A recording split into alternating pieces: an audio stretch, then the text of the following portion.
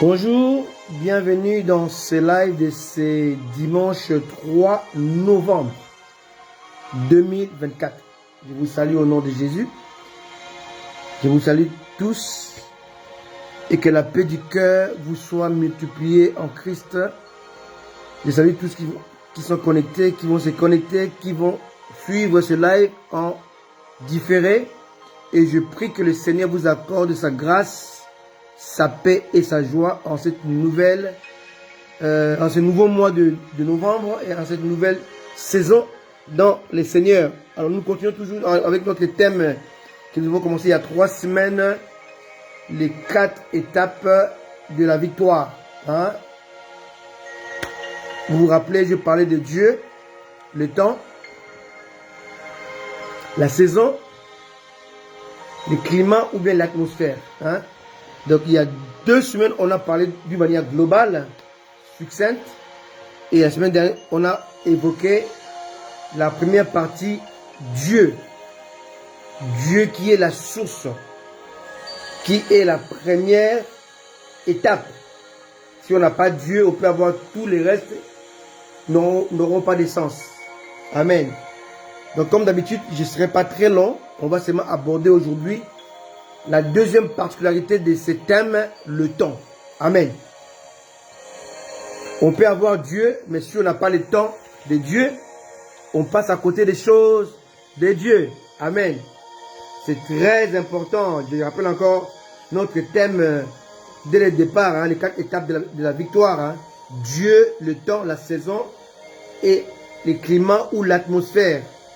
Dieu demeure la source, le temps demeure la préparation divine, la saison demeure la souveraineté divine et l'atmosphère demeure le moment divin. Aussi longtemps que ces 4 étapes ne sont pas réunies, rien ne peut se faire. Amen. Et le premier jour, on a abordé le temps et le temps, on l'a subdivisé en 3 parties. Prions le Seigneur. Notre Père, notre Dieu, nous voulons te remettre ces instants précieux, glorieux en tes saintes mains. Nous prions pour ceux qui vont écouter ces messages et ceux qui vont écouter cet enseignement. Nous prions pour nous-mêmes aussi, Seigneur Dieu de gloire. Nous prions pour que ce temps soit un temps où tu vas nous parler, nous édifier, nous fortifier, nous encourager, nous enseigner par le Saint-Esprit. Et nous prions au nom de Jésus. Amen. Amen à tous. Gloire à Dieu. Partagez ce live et nous croyons qu'il sera, pour certains en tout cas, un moment d'édification, un moment de bénédiction. Amen. Alors, nous sommes dans le temps. Lisons d'abord la parole de Dieu dans le livre de Galates, chapitre 4, versets 1 à 7. Galates, épître de Paul, Galates, chapitre 4. Et on va voir à quoi sert le temps.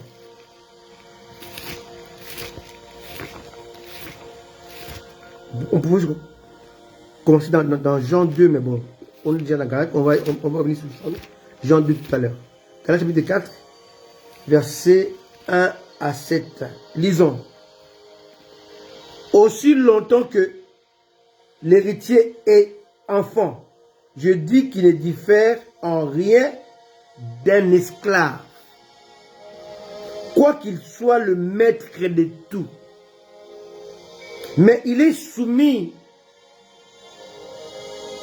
au tuteur, ou bien il est sous le tuteur des administrateurs, jusqu'au temps marqué par le Père.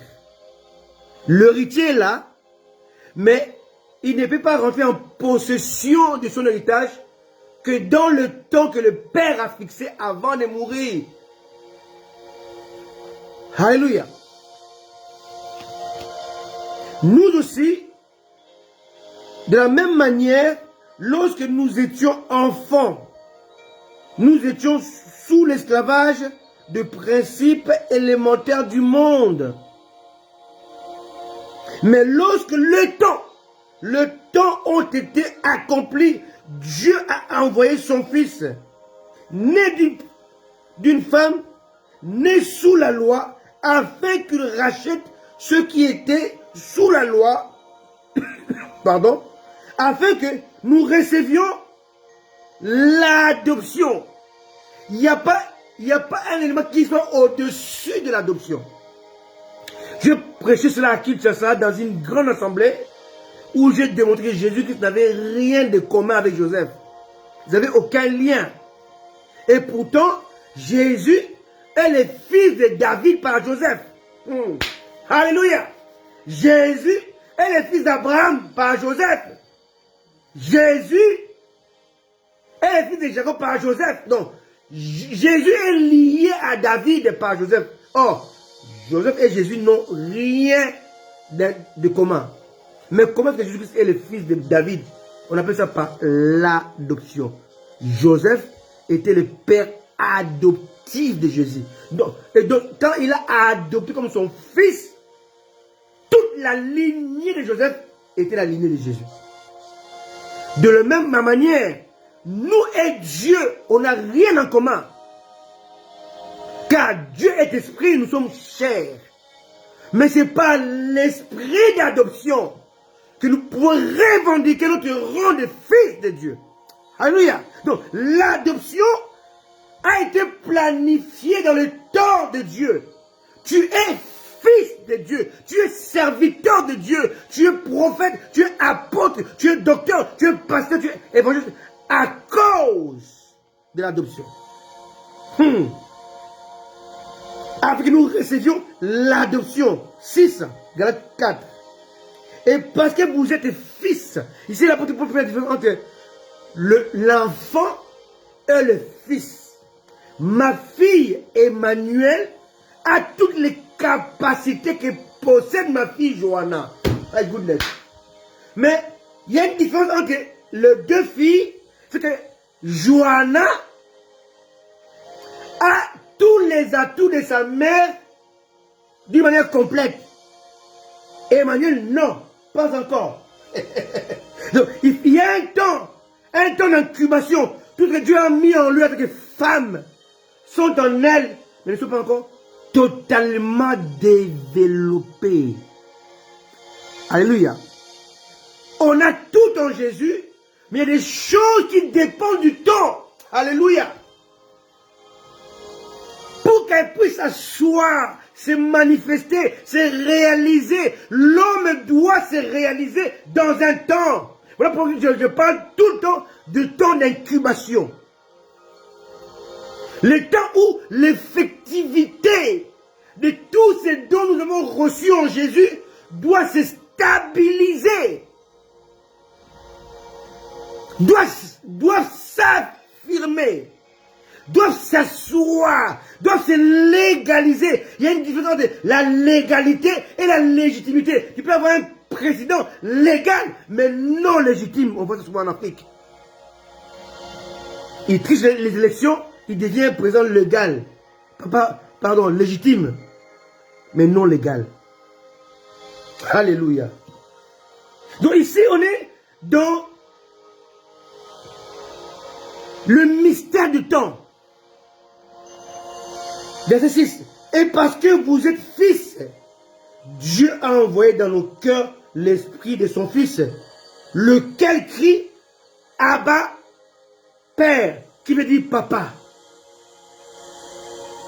Ainsi, tu n'es plus esclave, mais tu es fils. Si tu es fils, tu es aussi héritier par la grâce de Dieu. Ici, on voit en fait la différence entre l'enfant qui est soumis à des tuteurs, à des administrateurs, mais le fils qui devient responsable et l'héritier. Donc, il y a un temps où tu reçois Jésus et tu as le temps d'incubation, le temps de formation qui va t'amener ou qui va aboutir au temps de fils. Donc, l'enfant va à un parcours jusqu'à devenir fils ou bien responsable. Alléluia. Amen. Gloire à Dieu. Alors, si nous lisons encore dans le livre de Jean, chapitre 2, verset 4, il est encore question de temps. Jean 2, vous connaissez cette histoire de la noce de Cana. Hein? Voilà. Jean 2, verset 4. Au verset 3, Marie va voir Jésus, la mère de Jésus. Les vins ayant manqué, la mère de Jésus lui dit, ils n'ont plus de vin. Verset 4. Jésus lui répondit, femme, qu'y a-t-il entre moi et toi? Mon heure n'est pas encore venue. Donc Jésus était le Dieu incarné, était la parole faite chair, était la justice de Dieu manifestée, était l'amour de Dieu incarné, était la paix de Dieu donnée. Mais au-delà de tout ce qu'il était, qu'il fut, il lui fallait agir dans un temps de Dieu. Marie était venue quelques minutes avant le temps de Dieu. Alléluia. Il lui a répondu. Et juste après, verset 6, oh, il y avait là 6 vases de pierre destinés aux purifications des Juifs et contenaient chacun 2 ou 3 mesures, ou bien entre guillemets 80 à 120 litres. Alléluia. Jésus, malgré son rang, malgré sa capacité surnaturelle, il ne pouvait agir en dehors du temps fixé par Dieu. Voilà pourquoi notre message aujourd'hui, le thème c'est le temps de Dieu. Où es-tu par rapport au temps de Dieu? Aujourd'hui, le temps de Dieu est un sujet à caution. C'est un sujet qui engendre des polémiques parce que les gens ne comprennent pas que Dieu a établi dans le temps. Il y a trois sous formes de temps. Alléluia. Il y a le temps en général, mais dans le temps, il y a le temps chronos, le temps kairos et le temps aion. Le temps chronos vient du mot chronologie, chronomètre. Donc dans le temps chronos, on a le second, les minutes, l'heure, le jour, la semaine, le mois, l'année, les époques, les saisons. Alléluia. Tout ça, c'est dans le temps qu'on peut compter et calculer. Les temps de chronomètre, les temps chronos. Donc, dans les chronos, il y a chronomètre et chronologie. Alléluia. Les temps qu'on peut compter et calculer. Donc, bien souvent, Dieu, lorsqu'il nous parle dans sa parole, il fait allusion au temps chronologique. Quand l'ange est venu voir Marie, il parle du temps chronos. Il dit, lorsque tu as écouté ma parole, l'esprit viendra te couvrir et tu seras enceinte. Donc c'était un temps chronos. Hein? Donc Marie va voir la grossesse au bout de quelques mois. Alléluia. Alléluia. Et l'ange va rappeler à Marie ce qu'elle avait déjà dit à Zacharie, la femme d'Élisabeth, qui était stérile, qui était la tante de Marie. Alléluia. Donc Élisabeth est déjà enceinte de Jean-Baptiste, qui était le fils de Zacharie, et Élisabeth, sa mère. Et sa mère était d'origine, alléluia, donc de la lignée lévite. Joseph était de la lignée davidique. Donc Jésus était le mélange de la royauté et de la sacrificature. Donc Jésus est né du père roi et de la mère lévite. Donc Jésus était en même temps roi, en même temps souverain sacrificateur. De Marie, de par vient Marie, et royauté de par Joseph. Alléluia. Alors on a les temps chronos, les temps qu'on peut compter, qu'on peut analyser, qu'on peut évaluer. On a le deuxième temps qu'on appelle les temps kairos. Kairos, ce sont les temps qu'on appelle les opportunités. Il y a des choses que Dieu vous dit. Et cela ne peut se faire que par une opportunité. Et si vous ne la saisissez pas, ça passe et ça peut revenir même 20 ans, 30 ans, 50 ans après. Donc on voit que beaucoup de gens, beaucoup de des patriotes, beaucoup de nos ancêtres, depuis Adam jusqu'à Abraham, en passant par David, tout ça, ils sont passés à côté de la chose de Dieu parce qu'ils n'ont pas respecté le temps Kairos. Et troisième temps, on a ce qu'on appelle les temps Aïon, c'est le temps des saisons. Alléluia. Alors, laissez-moi vous donner quelques exemples bibliques pour que nous puissions comprendre ces messages. Le temps de Dieu. Allons dans Genèse chapitre 1, verset 11. Genèse 1, verset 11, nous dit quoi? Je ne vais pas être long, hein. Puis, Dieu dit que la terre produise de la verdure. Que la terre produise de la verdure. De l'arbre portant de la semence. Des arbres fruitiers donnant du fruit selon leur espèce, ayant en eux la semence sur la terre. Et cela fut ainsi. La terre produisit de la verdure. Et l'herbe portant de la semence selon son espèce. Des arbres donnant du fruit et ayant en eux la semence selon leur espèce. Dieu vit cela. Dieu vit que cela était bon. Ainsi, il y eut un soir, il y eut un matin.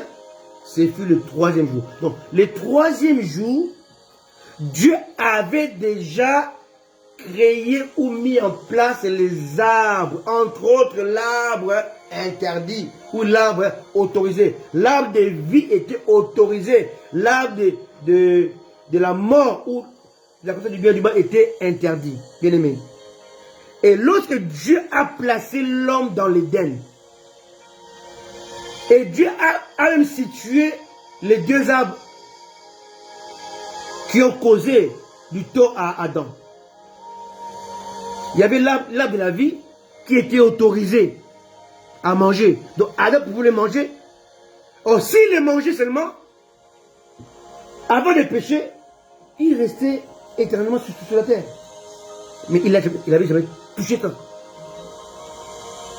Cet homme a été placé dans un temps chronospatial. Pourquoi on dit c'est fut le troisième jour? Je vous ai dit que le jour, c'est compte par seconde, minute, heure, jour. On dit c'est fut le troisième jour. Donc on est ici dans le temps chronos. Alléluia. Alors, si on tourne les pages, chapitre 3, non 2, versets 7 et 8. L'Éternel Dieu forma l'homme de la poussière de la terre.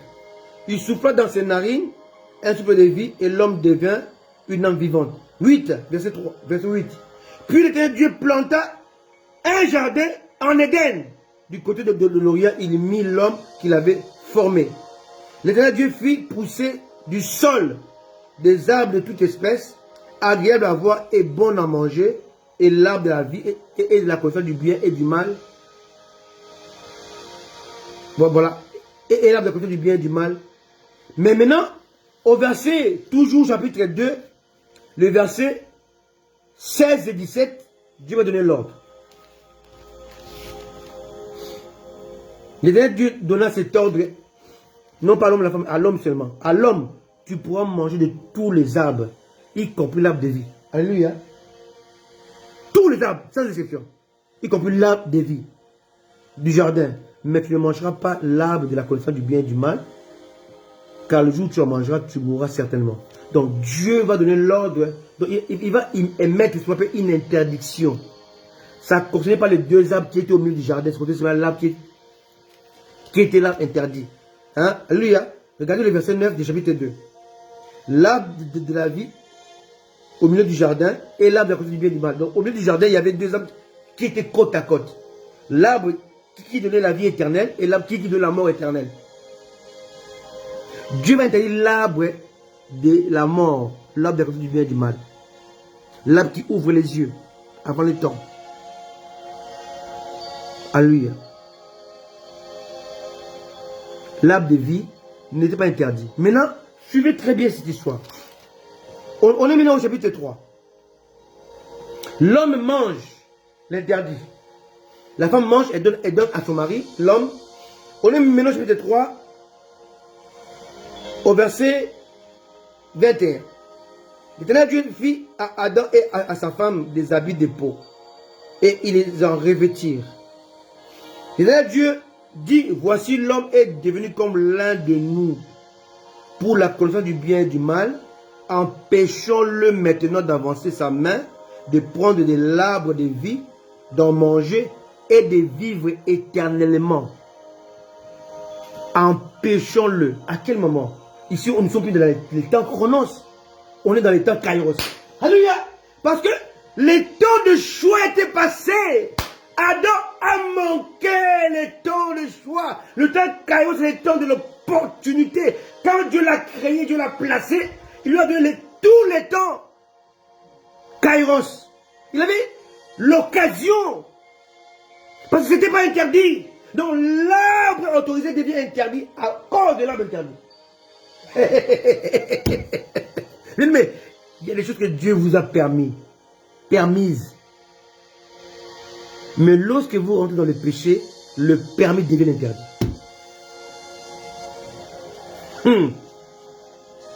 Alléluia. L'arbre de la vie était permise.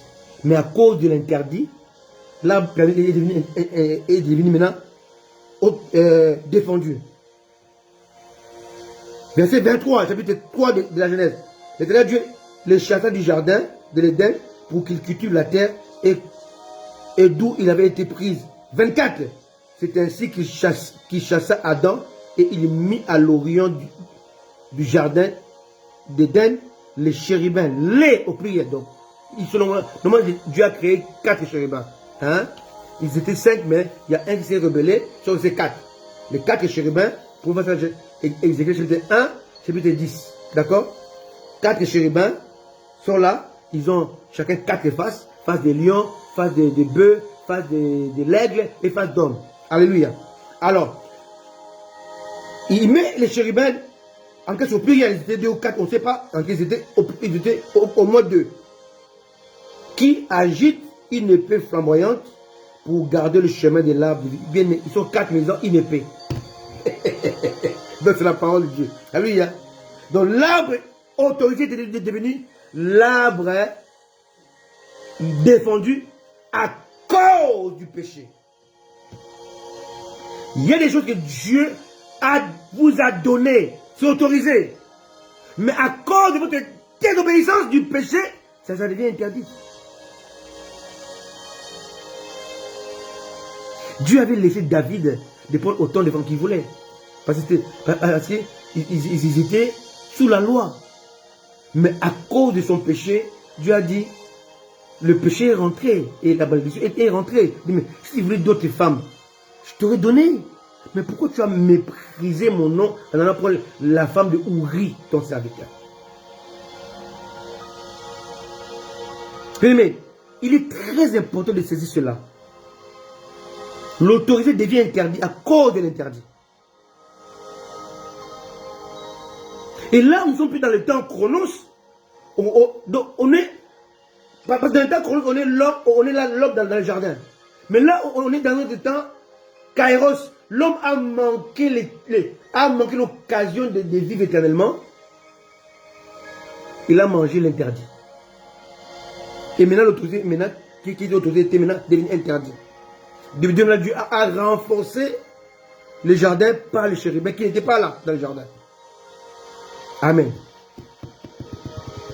Donc on peut voir que le chronos peut basculer à kairos lorsque on est dans l'interdit.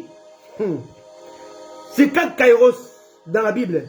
Si vous attendez sa voix, ne fermez pas vos cœurs. Donc, il y a un temps où Dieu parle. La Bible dit que cherchez l'Éternel pendant qu'il se trouve, le temps kairos.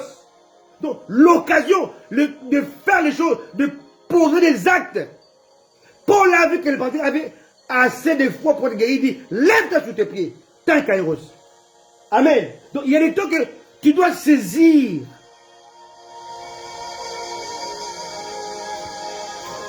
Si je ne dis pas, tu passes à côté. Hein, Jonah? Il y a un temps où C'est ça que tu cherches aujourd'hui. Tu l'avais dans ta hier. Tu vois de quoi je parle? Donc, il y a des choses que Dieu nous a données, mais nous les négligeons parce que nous sommes volés par rapport à son importance. Parce qu'on a manqué le temps kairos. Le temps kairos, c'est le temps opportun. Le temps où il faut saisir, il faut déclencher, le temps où il faut activer votre foi. C'est le temps kairos, le temps de l'opportunité, le temps de l'occasion, le temps de la permissibilité. Dieu permet que tu deviennes riche à un temps où il t'a préparé. Voilà pourquoi on dit aussi longtemps que l'enfant, l'héritier est un enfant, il est comme un esclave. Mais lorsque le temps que le père a marqué où il devient fils, c'est à ce moment-là que l'enfant peut jouir de tout ce que le père lui a donné. Bien aimé, Dieu nous a donné Jésus.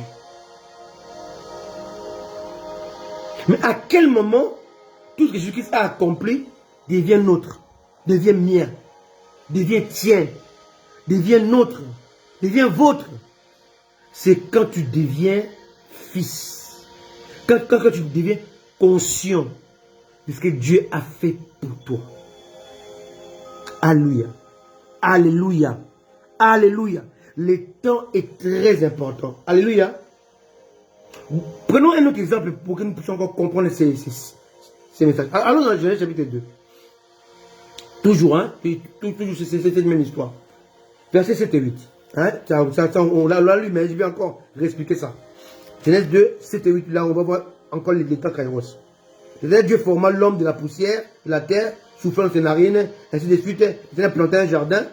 Et là, on est dans un temps d'opportunité. Donc, Dieu plante un jardin. Dieu il les met dans un cadre, hein, de la conscience où il n'était pas distrait dans les arbres créés dans Genèse chapitre 1, verset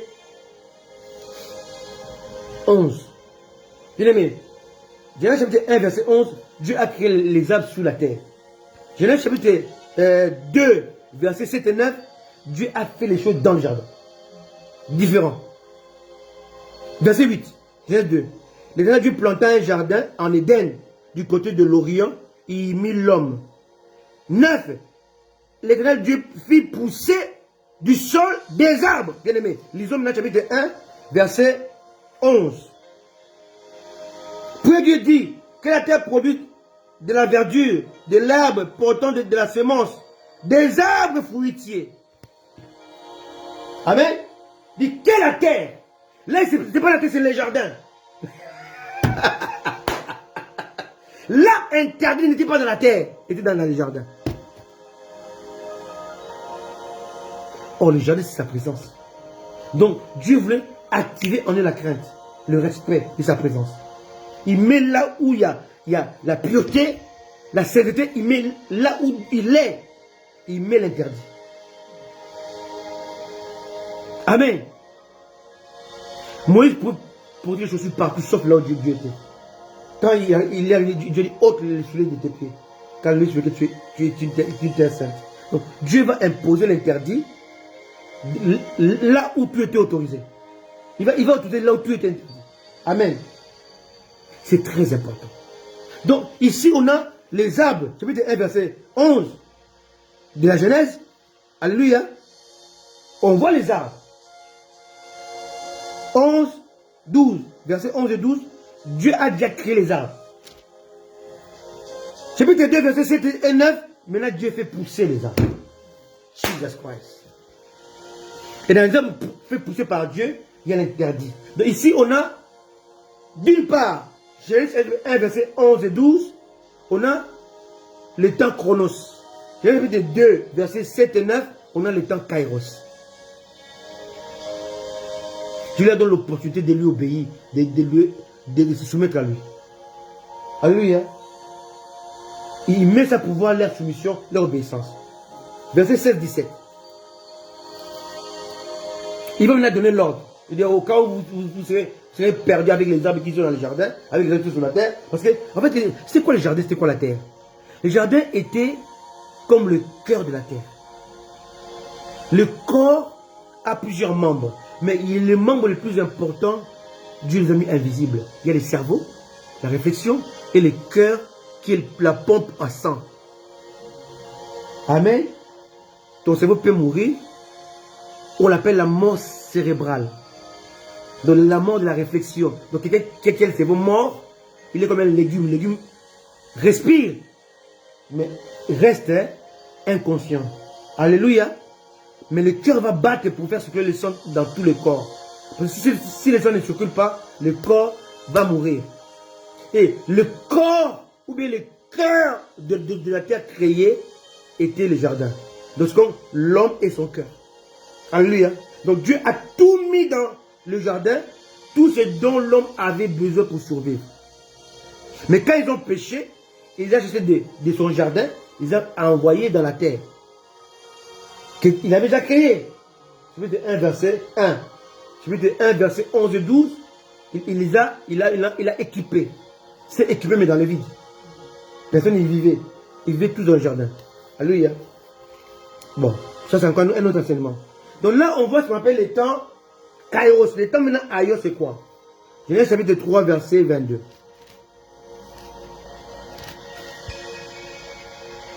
Genèse, Dieu dit, voici l'homme est devenu comme l'un de nous pour la connaissance du bien et du mal. Empêchons-le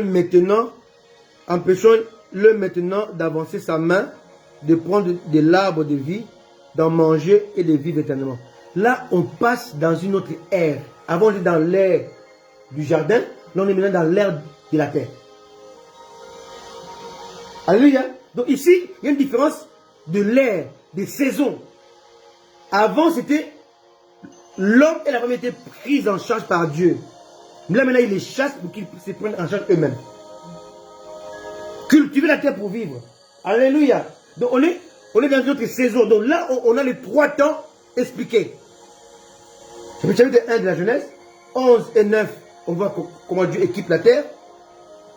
Chapitre 2, 7 et 9, comment Dieu équipe le jardin. Chapitre 3, versets 22 et 23, comment Dieu les chasse du jardin. Ils vont maintenant vont se prendre en charge. Donc on est dans le temps Aion, le temps de saison, temps de désert, hein, R avec un E, pas A-I-R, non. C'est R, E, hein, saison, opportunité, temps opportun. Donc il y a 3 types de temps, le temps chronos, temps kairos et temps aion.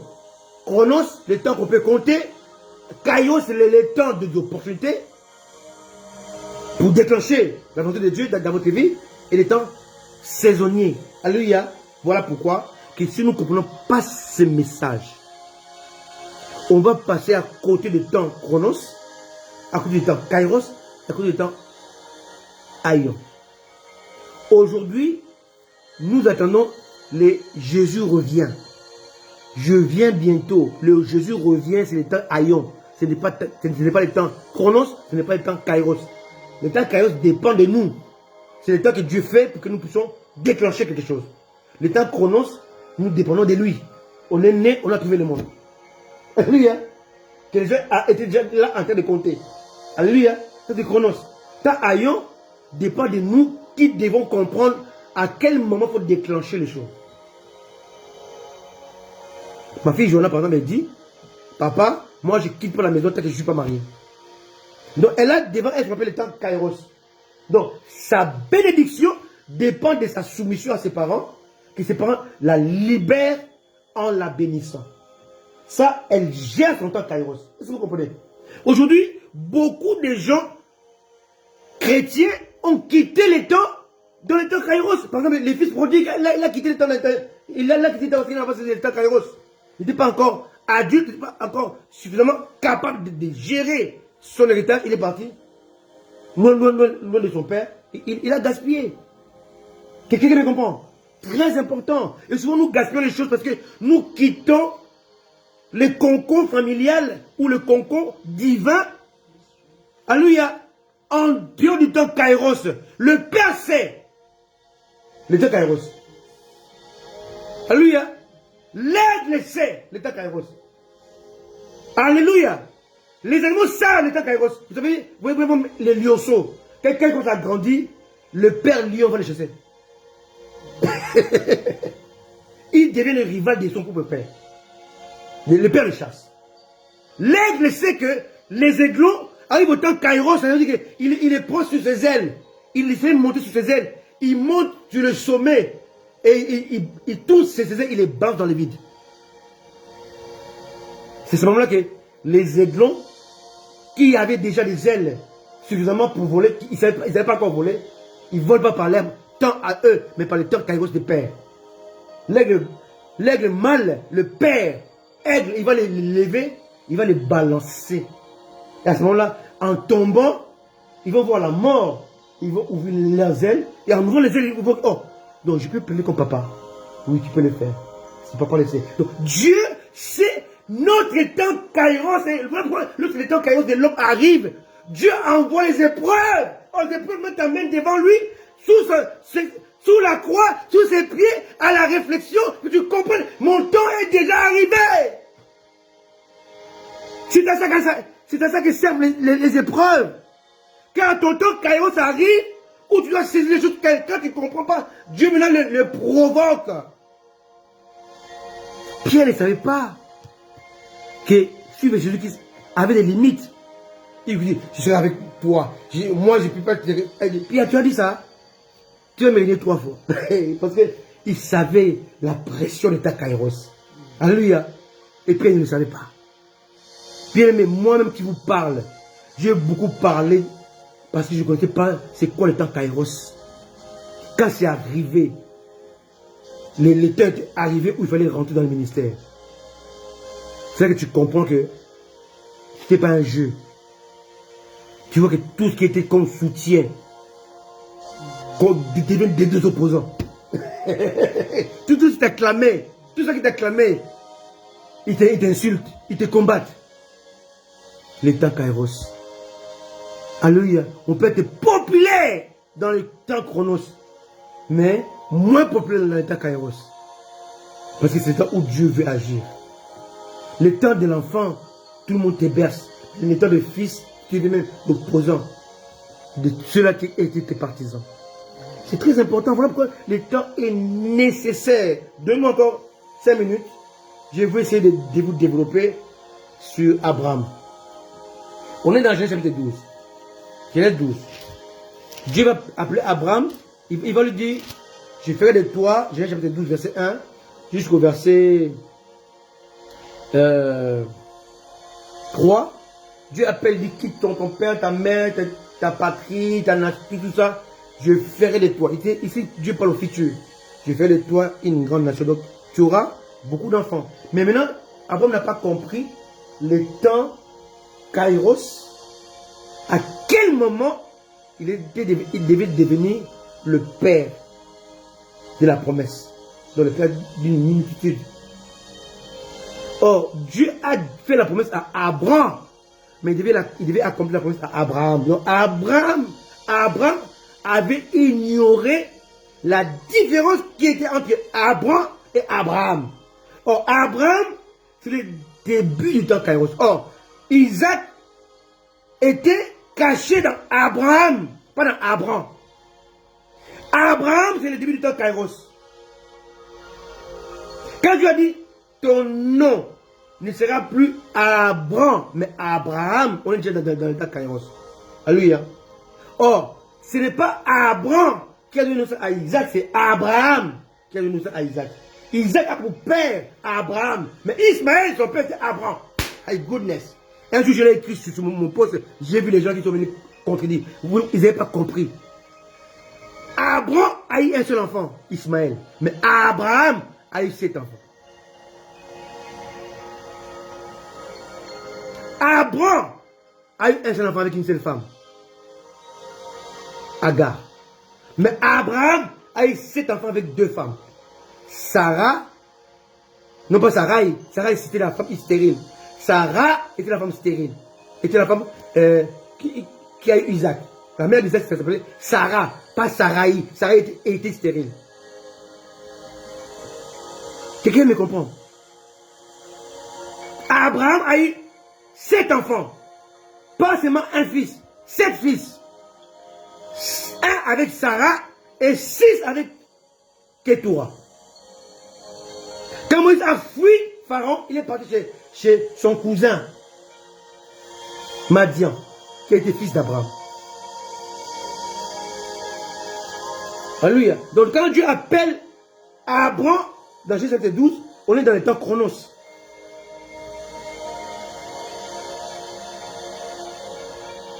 Mais Abraham devait comprendre le temps kairos, le temps de l'opportunité. Abraham cherchait l'opportunité ailleurs, non pas là où Dieu l'avait envoyé.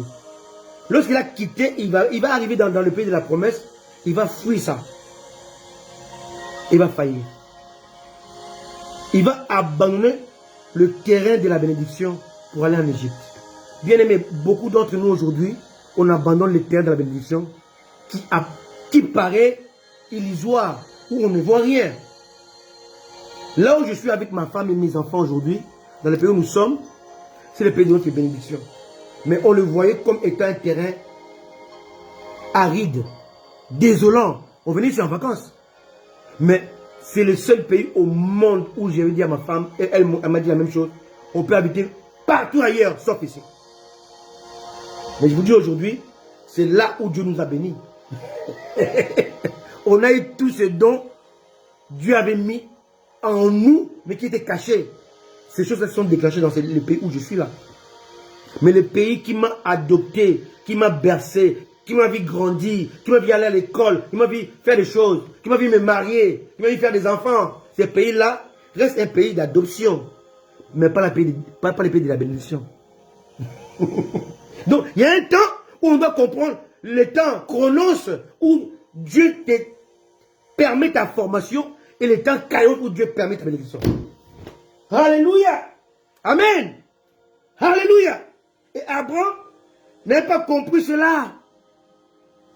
Voilà pourquoi il avait ajourné sa promesse divine.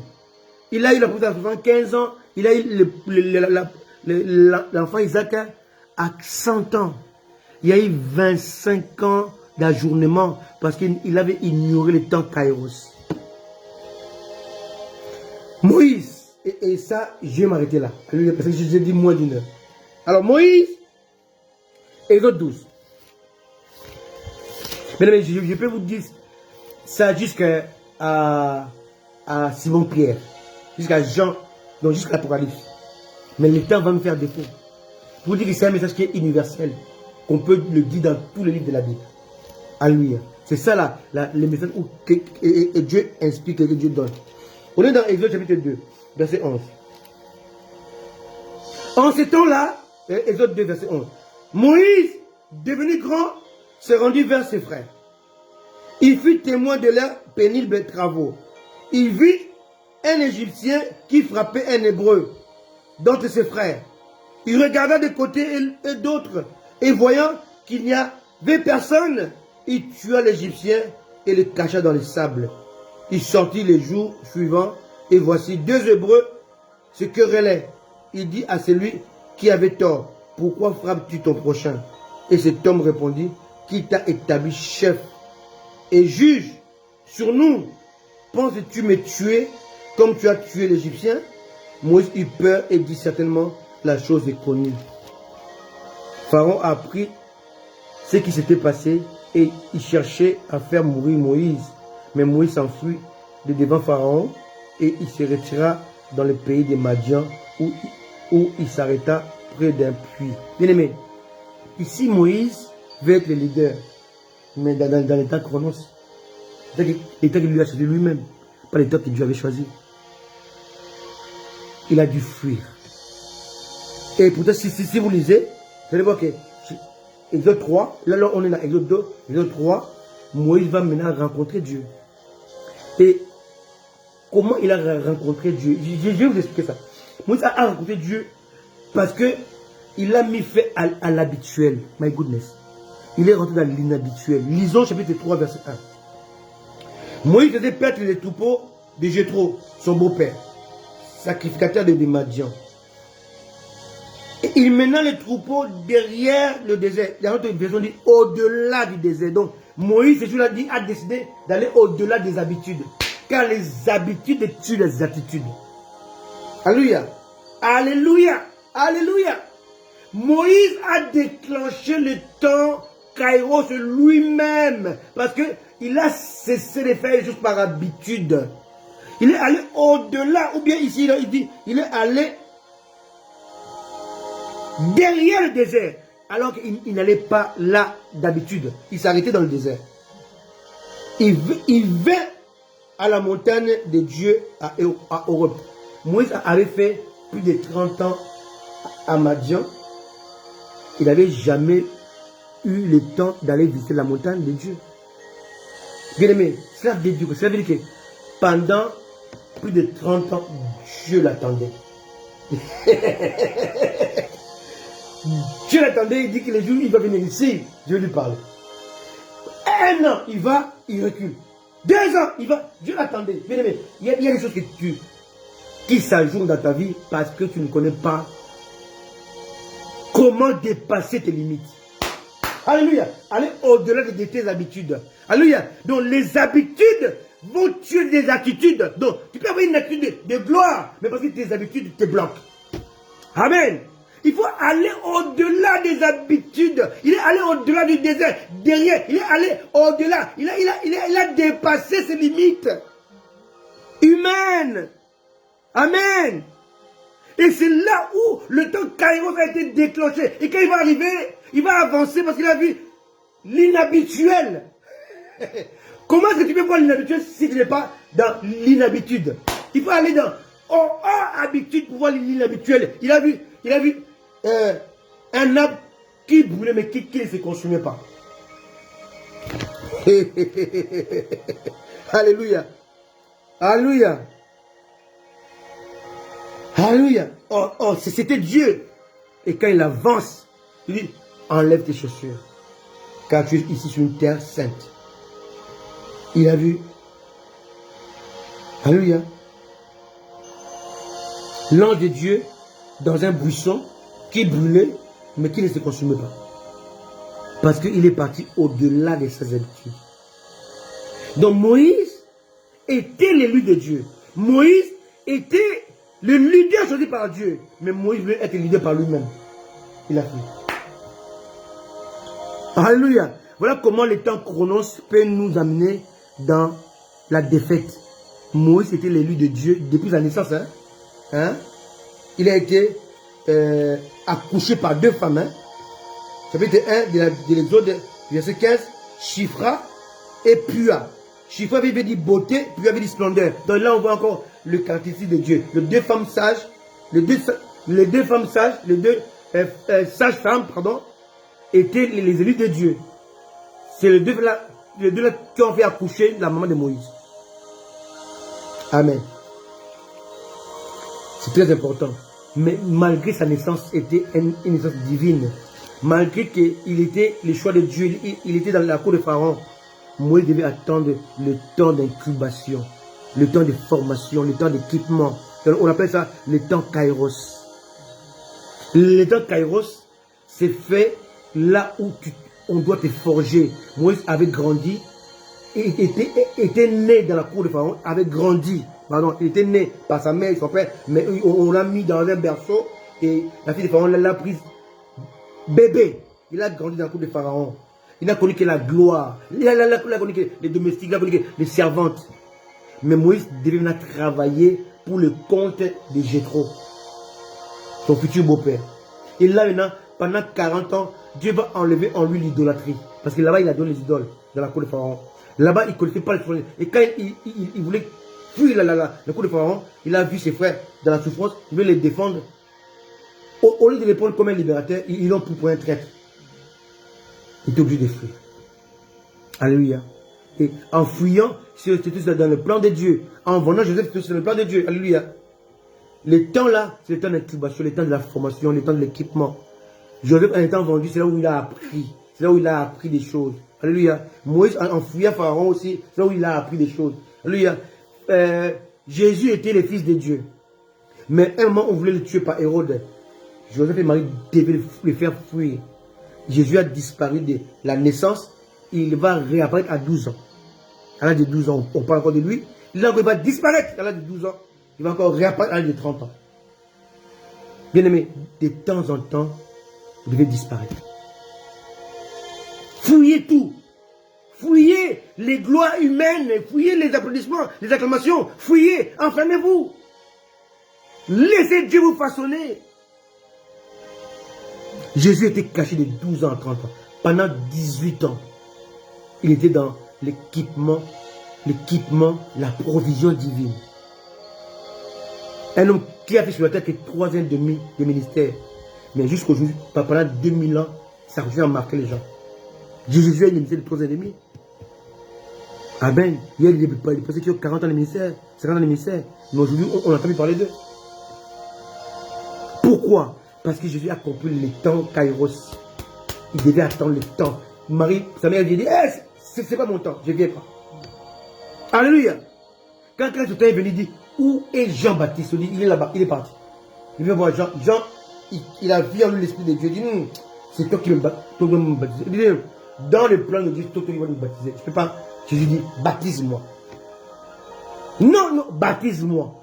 Je sais de ce que je suis en train de faire. Donc, en fait, le temps de Dieu est tellement sacré, important. Pourquoi on appelle ça le temps kairos, le temps opportun, le temps où tu dois déclencher, actionner ta foi. Le temps où ta saison et ton atmosphère est là pour t'aider à travailler. Bien aimé, j'ai tellement de choses à dire, mais le temps me fera défaut. Alléluia. Amen. Donc Moïse va prendre une bonne décision d'aller au-delà de la montagne. Il va prendre une bonne décision de croire en ce Dieu. Si on descend comme Moïse, et là maintenant on va voir l'état Aïon, Moïse dans Exode chapitre 20, 18 et 21, Moïse va prendre la part de Dieu. Contrairement à Aaron qui a vu la part des hommes. Aaron, qui n'était pas idolâtre, il a poussé les gens à l'idolâtrie. Mais Moïse a pris la part de Dieu. Pendant que, attends, ils ont un verset où je vois ce qu'on appelle l'état Aïon. On est dans Exode 20, verset 18. Et pour l'instant, je m'arrête là, parce que je vais pas aller très loin. On est Exode 20, verset 18. Lisons. Tout le peuple entendait le coup de tonnerre et le son de la trompette. Il voyait les flammes de la montagne fumantes. À ces spectacles, le peuple tremblait et se tenait dans l'éloignement. Il dit à Moïse, parle-nous toi-même et nous écouterons. Et nous écouterons. Mais que Dieu ne nous parle point de peur que nous ne mourions. Verset 21. Le peuple restait dans l'éloignement. Mais Moïse s'approcha. Voilà là où tout a commencé, Moïse. Quand le peuple s'éloignait, lui s'approche. Quand les gens s'éloignaient de nous, là où tu es béni. Est-ce que vous comprenez un peu? Il y a les moments où tous s'abandonneraient. Tous. Mais Pierre, malgré sa faiblesse, il a suivi. Est-ce que vous avez compris? Ils sont tous partis. Jean est rentré parce qu'il connaissait souvent cette affaire. Mais Pierre n'écoutait personne. Il a pris les risques. Malgré qu'il a régné Jésus. Mais parce qu'il a pris les risques. Quand tous s'éloignaient, lui s'approchait. Il dit, je vais voir ce qu'on va me mettre. Et ça, c'est lui qui devait rester avec l'église. Alléluia. Tous s'éloignèrent. Mais Moïse s'approche. Tous abandonnent. Mais lui, il soutient. Sois bénie, ma fille Gerline. Quand lorsque tout le monde nous a laissé tomber, toi tu es resté avec nous. Et Dieu que nous servons se souviendra de toi. Soyez bénis. Soyez conséquents. Partagez ce live. Et je crois de tout mon cœur qu'il bénira au moins une personne. Que Dieu vous bénisse. À très bientôt. Moi et élu, nous serons toujours pour vous apporter l'ainsi dit l'Éternel. Que Dieu vous bénisse. À bientôt. pour la suite de ce message qui est tellement intéressant. C'était aujourd'hui le temps de Dieu, le temps Chronos, le temps Kairos et le temps Aion. Soyez bénis. À très bientôt. Bye bye.